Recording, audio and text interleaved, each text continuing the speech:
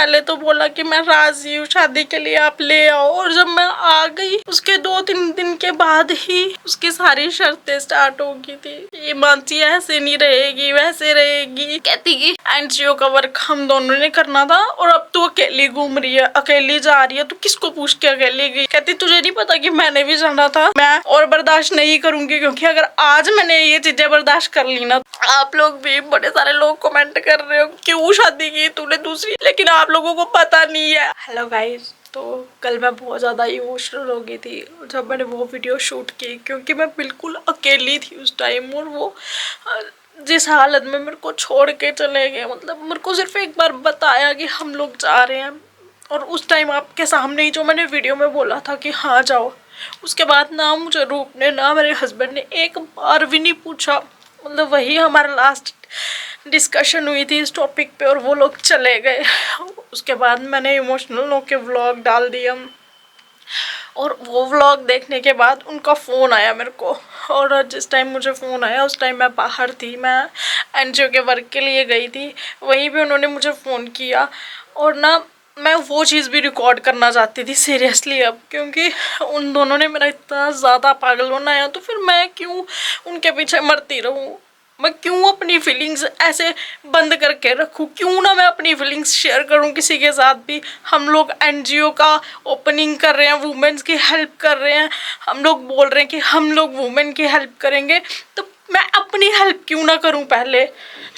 तो इसलिए मैंने व्लॉग भी डाल दिया। और उन्होंने मुझे फ़ोन करके बोला कि पहले तो यही बोला कि तू बहुत यूट्यूब वाली बन गई हुई है, तेरे को मैंने सिखा दिया। और इस बार तो मेरे हस्बैंड भी उसके साथ थे, रूप के साथ, दोनों मुझे बोल रहे थे, कहते तू यूट्यूब सीख गई, अब तो वीडियोस डालती है, पहले तूने मेरे खिलाफ इतनी वीडियोस डाली, अब फिर तू मेरे और रूप के खिलाफ वीडियोस बना के डाल रही है, तो हम तेरे को घर आके बताएंगे कि यूट्यूब क्या होता है, मैं तुझे घर आके बताऊँगा यूट्यूब कैसे चलाते हैं। तो यार मैं पागल हूँ, मैं घर संभाल रही हूँ, मैं बच्चा भी संभाल रही हूँ, सब कुछ, और उसके बाद मुझे बोल रहे हैं कि हम आज भी नहीं आएंगे, कहते अब हम कल आएंगे। वो भी मुझे बोला नहीं, फ़ोन काट दिया। मैं हमारी बहस होगी इस बात पे, तो उसके बाद मेरे को मैसेज कर दिया कि हम लोग कल आएंगे, हम लोग आज नहीं आएंगे। मेरा इतना, मैं मतलब मेरी पता कहाँ गलती होगी कि मैंने ये चीज़ उनको फील करवा दी कि मैं सिचुएशन को संभाल लूँगी, मैं कॉम्प्रोमाइज़ कर लूँगी हर चीज़ में। मैंने पहले बहुत ऐसी चीज़ें की कि जिससे उनको मेरी कोई परवाह ही नहीं है। उनको फ़र्क, रूप ने थोड़ी सी जिद की वो 1 मिनट में लेके चले गए। और मैं आपको एक चीज़ गारंटी के साथ बोल सकती हूँ कि अगर यही जिद कभी मैंने की होती ना, तो मुझे कभी भी नहीं लेके जाना था। उन्होंने मेरे को ऐसे इमोशनल ब्लैकमेल करके चीज़ें बोलनी थी ताकि मैं ना जा पाऊँ। और मैं पागल, मैं सच में ऐसी हूँ। मैंने उस टाइम भी इमोशनल ब्लैकमेल हो जाना था और फिर मैंने मना कर देना था। अगर रूप की जगह मैं होती, ऐसे हमारे अब बहुत कुछ हुआ है ऐसा हमारी लाइफ में। जब स्टार्टिंग में रूप ने मेरे को बुला लिया, उसने बोल दिया कि इसको ले आओ, लाने के बाद भी आप लोग सोचोगे कि अब मैं ऐसी बातें कर रही हूँ, लेकिन यार मैंने उसका इतना किया, आप लोगों ने देखा, सबने देखा, मैंने उसका कितना सपोर्ट किया जब वो हम इतने टफ टाइम में थे। लेकिन वो एकदम से इतना बदल गई यार, मतलब मैंने कभी, मैं ये बातें नहीं, सीरियसली मैं ये बातें नहीं करना चाहती थी, लेकिन फिर भी यार उसने शुरू में भी ऐसे किया, मुझे बुला लिया।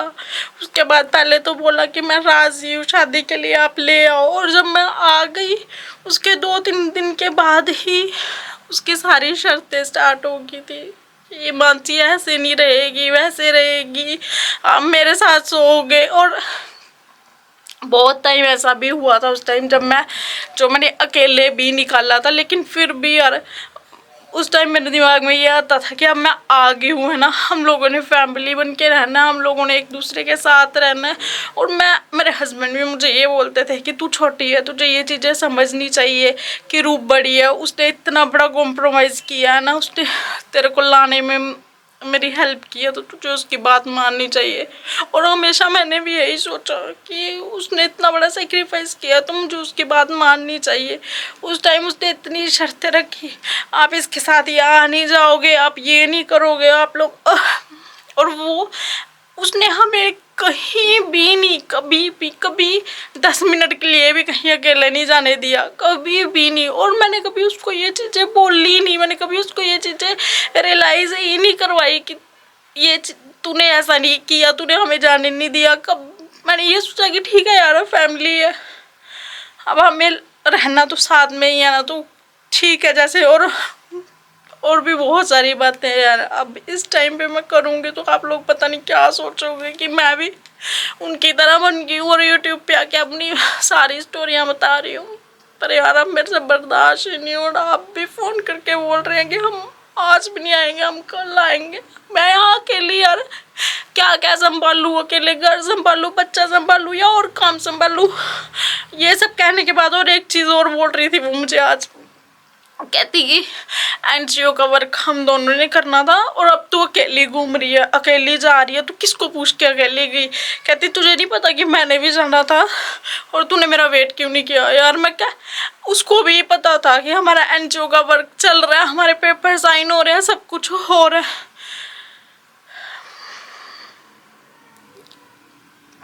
उसने एक बार भी खुद ही सोचा और अब सारे इल्ज़ाम मेरे पे, मैं ये सब बातें कर रही हूँ। मेरे को खुद को समझ नहीं आ रहा कि ये क्या हो गया यार। हमने कभी ये चीज़ें कैसे इतनी गलत चली गई और ये समझ नहीं आ रहा उसके दिमाग में ये चीज़ें कब से भर रही थी।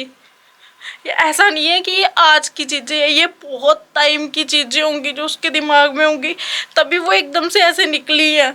पर मेरे को किसी चीज़ का गुस्सा नहीं है, मुझे बस इस चीज़ का गुस्सा है कि अगर उसने जाना ही था चली जाती यार। मेरे को एक बार पहले नहीं जाते थे, पहले भी उन लोगों ने शूट नहीं किया, हम लोग यूट्यूब पे नहीं थे, लेकिन पहले भी वो दोनों अकेले बहुत जगह पे गए हैं।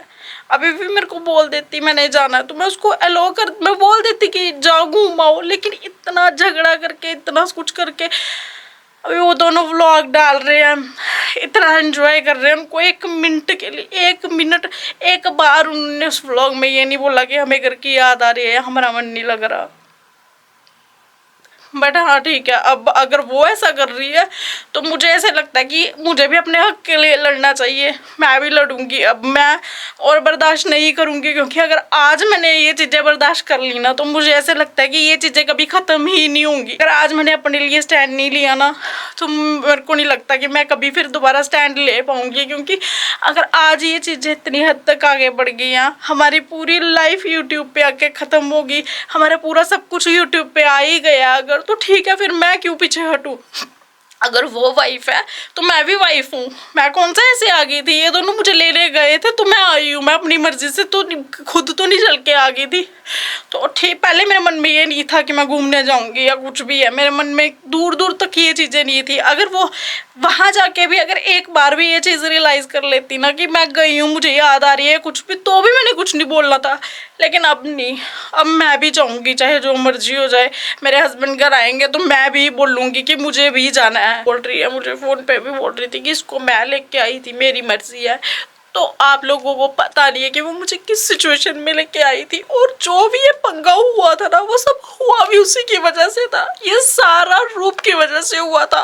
आप लोग भी, बड़े सारे लोग कमेंट कर रहे हो कि ये हुआ वो हुआ, तू क्यों शादी की तूने दूसरी, लेकिन आप लोगों को पता नहीं है, जिसको हमारी स्टोरी करनी है, हमने एक पूरी मूवी बनाई थी इस चीज़ पे कि हमारी कैसे शादी हुई थी, क्या सिचुएशन, और उस टाइम मेरी क्या हालत थी।